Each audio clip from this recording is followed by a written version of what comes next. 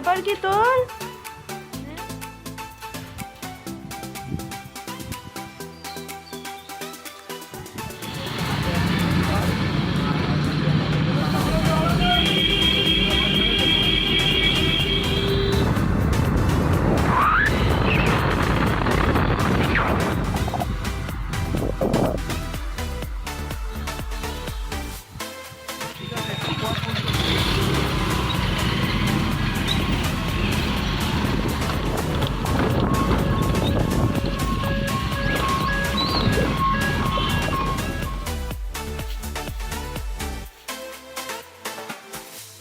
সমস্ত কিছু গোছগাছ করে রাখা হয়ে গেছে। আজকের ভিডিওটা বেশি কন্টিনিউ করব। হ্যালো বন্ধুরা, ওয়েলকাম টু সৌমিতাকে দুনিয়াস নিউ অ্যানাদার ব্লগ। আজকে সকালবেলা উঠেই আমি এখন চলে যাচ্ছি স্নান করতে।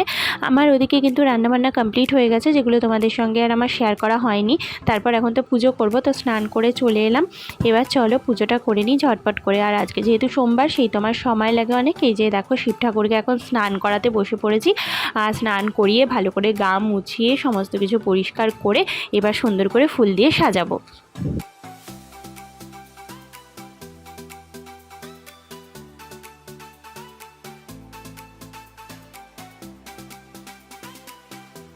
এখন এখানে এত সুন্দর সুন্দর বেলপাতা দিচ্ছে, তোমাদের কি বলবো, তোমাদেরকে একটুখানি আমি দেখিয়ে নিলাম। এত সুন্দর বেলপাতা আমার ভীষণ ভালো লাগে। আর এই ফুলওয়ালার কাছেই কিন্তু বেলপাতাটা সুন্দর পাওয়া যায়। আর অনেক জায়গা থেকে আমি ফুল নিয়ে দেখেছি, এত সুন্দর বেলপাতা কিন্তু থাকে না।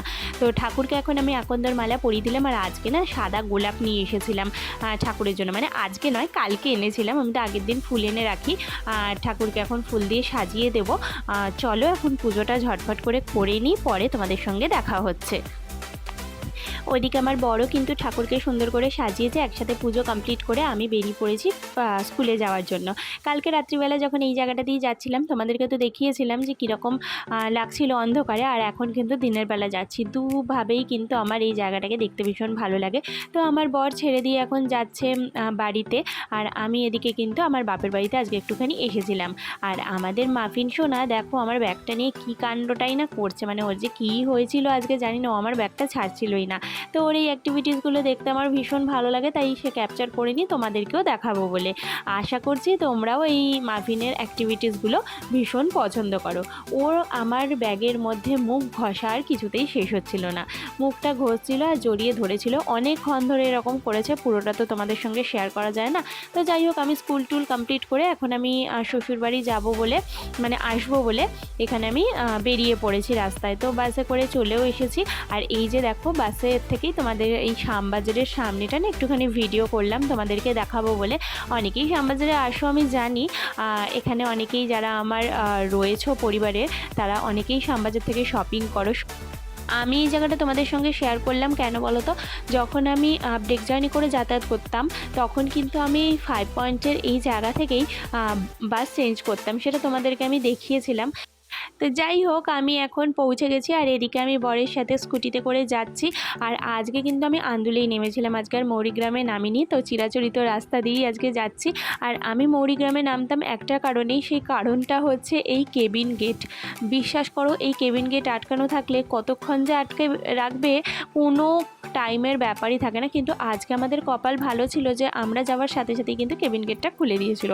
আর কেবিন গেট পার হয়ে যারা মোটামুটি একটু যাতায়াত করো, তারা জানো যে এই লাইনের ওপর দিয়ে স্কুটি করে বা যে কোনো গাড়ি করে ট্রাভেল করা বা যাওয়া কতটা কষ্টকর। মানে মনে হয় কি নিজেকে ঝালমুড়ির ঠোঙার মতো কেউ নাড়াচ্ছে ভেতরে, মানে এরকমই মনে হয়। যাই হোক, তাও মানে সবসময় তো যাতায়াত করি না, তাই অতটা অসুবিধাও হয় না। তো এই যে আমি আর আমার বর এখন বাড়িতে চলে এসেছি। আর এই যে দেখো কমলা লেবু নিয়ে এসেছি আজকে, আর তার সঙ্গে নিয়ে এসেছি গাজর। আর আরেকটা জিনিস কি পেয়েছি বলো তো, গন্ধরাজ লেবু। এই জিনিসটা আমার ভীষণ ভালো লাগে, অনেক দিন পর দেখলাম। আর এর মধ্যে দেখো যে পাতা রয়েছে, মানে পাতাগুলোও পুরো তাজা, দেখেই বোঝা যাচ্ছে যে বেশি দিনের পুরনো হয়তো নয়। যাই হোক, আমার এইসব ব্যাপারে নলেজ কম, তাও আমার মনে হলো যে হয়তো বেশি দিন হয়নি, একদমই টাটকা। তো সেই জন্য আমি নিয়ে চলে এলাম।